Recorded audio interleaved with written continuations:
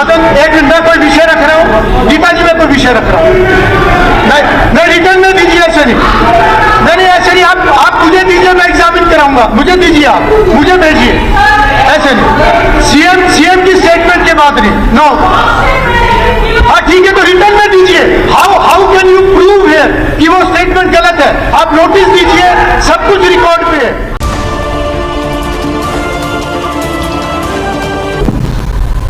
कल 26 माननीय हमारी सदस्य श्रीमती गीता बुक्कल जी ने सिविल जज जूनियर डिवीजन की भर्ती में एक अनुसूचित जाति के अभ्यर्थी की पात्रता को रद्द करने बारे सवाल किया था।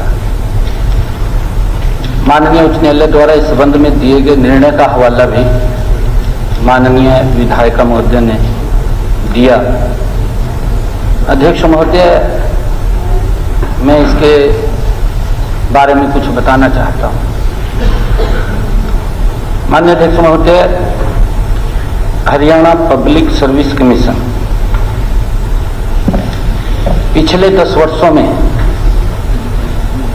हमारे युवाओं का इसके ऊपर विश्वास प्रकट हुआ है, ज्यादा विश्वास हुआ। जो विश्वास 2014 से पहले वो उठ गया था, माननीय अध्यक्ष जी, वो विश्वास अब बढ़ा है, उसके ऊपर कोई संशय नहीं है।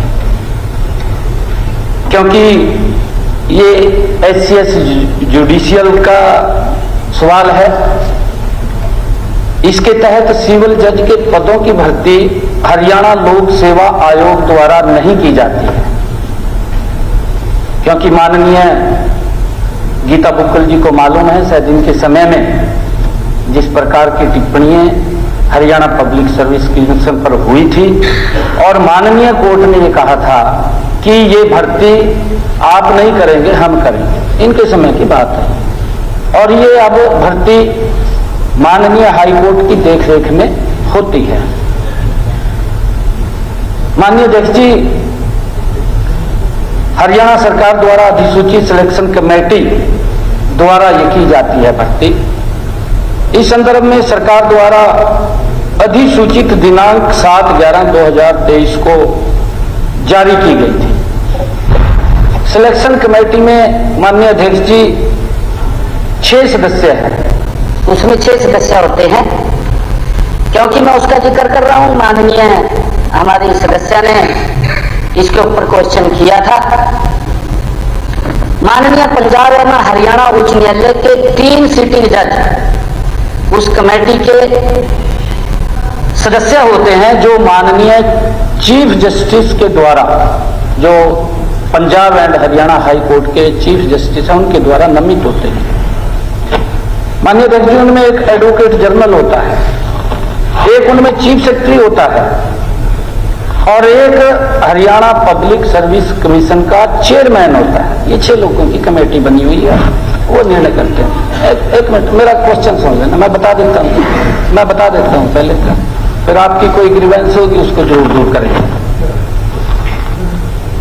माननीय अध्यक्ष जी, सिविल जज की भर्ती की प्रक्रिया हेतु विज्ञापन 1/1/2024, प्रारंभिक परीक्षा दिनांक 3/3/2024 व मुख्य परीक्षा दिनांक 12/7/2024 से 14/7/2024 तक आयोजित की गई। विज्ञापन की शर्तों अनुसार अभ्यर्थी को सभी दस्तावेज अपने प्रार्थना पत्र के साथ ही संलग्न करके अपलोड करने थे। विज्ञापन में यह भी स्पष्ट लिखा गया था कि अपलोडेड दस्तावेजों के अतिरिक्त कोई अन्य नया दस्तावेज स्वीकार नहीं किया जाएगा। विज्ञापन में यह भी वर्णित है कि केवल मुख्य परीक्षा में सफल अभ्यर्थियों के दस्तावेज ही चेक किए जाएंगे। ये एडवर्टाइजमेंट के अंदर पूरी जो उसके नॉर्म्स थे, वो पहले जब एडवर्टाइजमेंट निकालते हैं उसके साथ वो जारी करते हैं।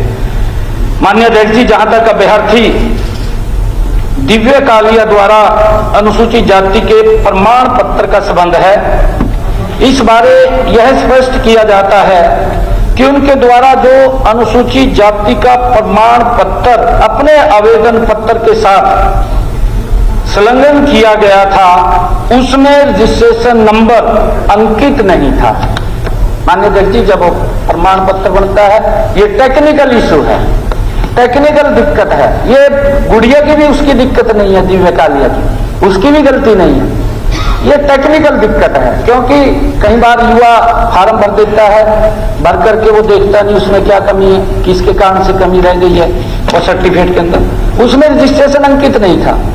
और जो ये कमेटी है उसने ये विचार किया, उसने ये देखा कि इसके ऊपर जो सर्टिफिकेट है, जाति प्रमाण पत्र है, उसके ऊपर उसका सीरियल नंबर अंकित नहीं है, ना डेट है, दोनों चीजें नहीं है। तो कई बार ये मन में, सिलेक्शन कमेटी के मन में आता है कि कोई व्यक्ति कोई गलत इसका लाभ ना उठा ले, क्योंकि ये किसी एक विशेष वर्ग के लिए ये एडवर्टाइजमेंट है। और उसके कारण से मैं माननीय अध्यक्ष जी, इसके अलावा भी आरक्षण का लाभ लेने वाले उम्मीदवारों को विज्ञापन की शर्तों के अनुसार हरियाणा निवास प्रमाण पत्र भी जमा कराना था, जो कि दिव्य कालिया द्वारा अपने आवेदन के साथ नहीं किया गया था।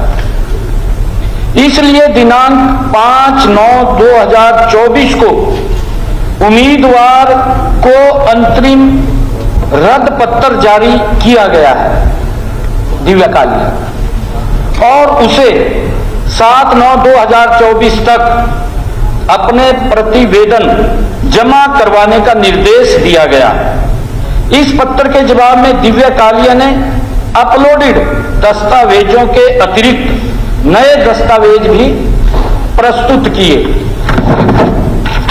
माननीय अध्यक्ष जी, उम्मीदवार दिव्य कालिया की तरह ही बाकी उम्मीदवारों ने भी अपने प्रतिवेदन पत्र जमा करवाए। इन सभी उम्मीदवारों के बारे में सिलेक्शन कमेटी के द्वारा निर्णय लेने हेतु दिनांक 10/9/2024 को हरियाणा पब्लिक सर्विस कमीशन द्वारा एजेंडा सिलेक्शन कमेटी को निर्णय हेतु भेजा।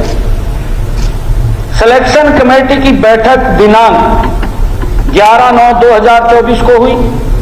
इस बैठक में यह निर्णय लिया गया कि एचपीएससी सभी अभ्यर्थियों की पात्रता के संबंध में, जो सिलेक्शन कमेटी ने कहा है माननीय अध्यक्ष जी, विज्ञापन की शर्तों के अनुसार, जब विज्ञापन हुआ था उसकी शर्तों के अनुसार निर्णय ले एवं पात्रता रद्द वाले अभ्यर्थियों के विरुद्ध जो अभ्यर्थी उसके बाद मेरिट में आते हैं की पात्रता को जांचने के उपरांत साक्षात्कार हेतु बुलाया जाए। माननीय अध्यक्ष जी, सिलेक्शन कमेटी के निर्णय के तहत आयोग द्वारा विज्ञापन की शर्तों अनुसार दिनांक 12/9/2024 को दिव्य कालिया को अंतिम रद्द पत्र जारी किया गया।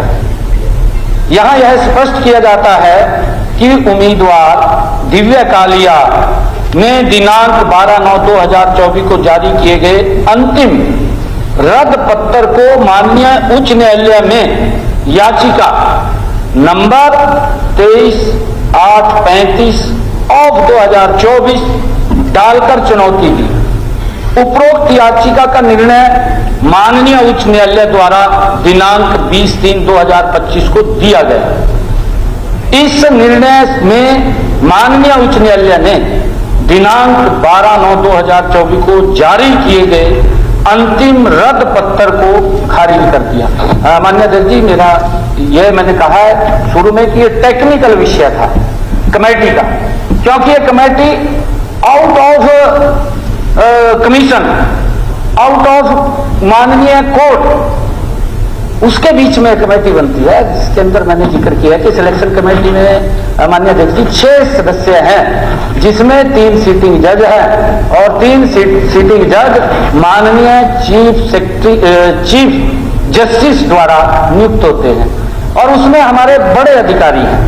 ये 6 लोगों की कमेटी ने निर्णय करती है। उस कमेटी ने निर्णय किया है और उसके अनुसार ये आया है। आदरणीय अध्यक्ष जी, मैं आज आपके माध्यम से सभी युवाओं से भी आग्रह करना चाहूंगा कि जब वह फार्म भरें उसको ध्यान से देखें, ध्यान से देख करके उसको आप कहेंगे तो मैं बैठी रिक्वेस्ट है। और मुख्यमंत्री आपने 0 आवर में एक विषय कि जब वह फार्म भरें उसको ध्यान से देखें, ध्यान से देख करके उसको फिलअप करें, टेक्निकल कारण से वो रद्द ना हो। ये मैं आज आपके माध्यम से कहना चाहूंगा। हो गया, क्लियर हो गया। मुख्यमंत्री जी धन्यवाद, आपने जवाब दिया। ये जो गीता जी मैं एक बात बताऊं, आपने 0 आवर में एक विषय उठाया सर, ये जवाब लेट मी मुख्यमंत्री आपने 0 आवर में एक विषय उठाया, मुख्यमंत्री जी ने बहुत विस्तार से उसका जवाब दे दिया। अब इस पे अगर आपको बहुत शॉर्ट में कुछ पूछना है तो पूछ सकते हैं, वरना ये क्लियर है कि मुख्यमंत्री जी की स्टेटमेंट के बाद जरूरत नहीं होती। बहुत शॉर्ट, मेरा सिर्फ कहना है कि लंबा नहीं करना है जी। सर मेरी रिक्वेस्ट है, a wrong statement has been made by the honourable chief minister on the floor of the house. Sir this is the point. और सर आप कहेंगे तो मैं बैठ जाऊंगी, नहीं, आप कहेंगे तो मैं बैठ जाऊंगी। आप लिखित में दीजिए। माननीय मुख्यमंत्री जी, नोटिस दीजिए। ये जो HCS सिविल जुडिशरी की जो भर्ती होती है, HPSC इसमें जो हमारा एडवर्टीजमेंट करती है, माननीय मुख्यमंत्री जी डिटेल्ड ऑर्डर है। मैंने बच्ची का नाम नहीं लिया, चलिए आपने दिव्या कालिया का नाम लिया। माननीय मुख्यमंत्री जी, जब इस बच्ची को ये आया कि आपने फॉर्म अप्लाई किया है और आपके फॉर्म में शेड्यूल कास्ट सर्टिफिकेट और डोमिसाइल सर्टिफिकेट नहीं लगे हुए हैं, तो इन्होंने दोबारा से ये इन्फॉर्म किया कि मैंने इस डेट को, सर आप कहें तो मैं पढ़ देती हूँ। उन्होंने कहा, उनको the petitioner is stated to have submitted the online application form as a schedule caste candidature refer to as a Gita ji देखिए सर, मेरा सर एक क्लैरिफिकेशन सर HPSC के ऊपर देखिए मैं क्लियरली बता रहा हूँ। आपने विषय उठाया, मुख्यमंत्री जी ने जवाब दिया। अगर आपको मुख्यमंत्री जी की स्टेटमेंट में लगता है कि कोई गलत इस तरह की बात आई है, आप नोटिस दें, पर इस पर चर्चा नहीं होगी बिल्कुल भी। आप जी नहीं, चर्चा नहीं होगी। आप नोटिस दीजिए, एवरीथिंग इज ऑन रिकॉर्ड। आपने जो कहा वो भी रिकॉर्ड पे है, मुख्यमंत्री जी ने कहा वो भी रिकॉर्ड पे है। अगर आपको लगता है कि स्टेटमेंट गलत है तो नोटिस दीजिए। माननीय जी, मैंने स्पष्ट रूप से कहा ऐसे नहीं, सब हाथ खड़ा कर रहे हैं, ऐसे मैं चर्चा नहीं करवाऊंगा इस पर। हाँ बिल्कुल सही है माननीय अध्यक्ष जी, जो आपका निर्णय है वो सिर माथे पर है। और हमारी बहन गीता बुक्कल जी ने जो बात कही है, मैंने कहा है कि ये out of commission, out of एक मिनट, ये आप इस बात को स्वीकार, एक मिनट, आप इस बात को स्वीकार करते हैं माननीय अध्यक्ष जी कि ये सिलेक्शन कमेटी बनी हुई है, इसके अंदर हरियाणा पब्लिक सर्विस कमीशन नहीं है।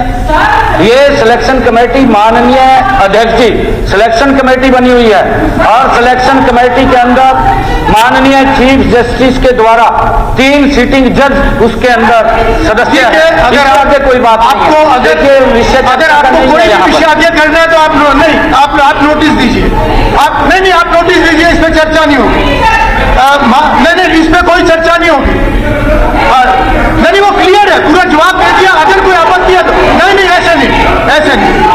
माननीय सदस्यगण, नो, इट्स वेरी क्लियर।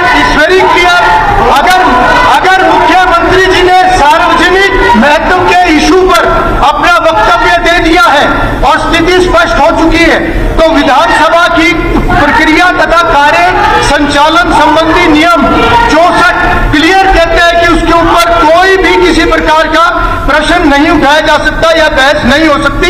अगर फिर भी आपको करना है तो आप रिटर्न में नोटिस दीजिए। नहीं, प्लीज आप बैठिए। नो, मैं ऐसे अलाउ नहीं करूंगा। माननीय सदस्यगण, आज क्योंकि सदन, एक मिनट, मैं कोई विषय रख रहा हूँ गीता जी, मैं कोई विषय रख रहा हूँ। नहीं, रिटर्न में दीजिए, ऐसे नहीं, आप मुझे दीजिए, मैं एग्जामिन कराऊंगा। मुझे दीजिए, आप मुझे भेजिए, ऐसे नहीं। सीएम की स्टेटमेंट के बाद नहीं। नो, हाँ ठीक है, तो रिटर्न में दीजिए। How can you prove here कि वो स्टेटमेंट गलत है? आप नोटिस दीजिए, सब कुछ रिकॉर्ड पे है। नो, आप टेबल कीजिए, टेबल कीजिए, पर ऐसे चर्चा नहीं होगी, ऐसे चर्चा नहीं होगी। हो गया गीता जी, गीता जी, नहीं नहीं नहीं, ऐसे नहीं, आप विषय को कहीं और ले जा रहे हो। उसकी चिंता सबको है, जो विषय आप कह रहे हो उसकी चिंता सभी 90 विधायकों को है, सभी को, आपको अकेले को नहीं है। नहीं, विषय को ऐसे डाइवर्ट मत कीजिए। नो, ठीक है, आप टेबल कीजिए, कुछ भी रिकॉर्ड नहीं होगा, कुछ भी रिकॉर्ड नहीं होगा। चलिए, और गलत स्टेटमेंट, आइदर यू प्रूव कि ये गलत स्टेटमेंट है या इसको रिकॉर्ड से हम निकालेंगे। Either you prove it. No, ऐसे नहीं, और रिटर्न में दीजिए आप, ऐसे नहीं।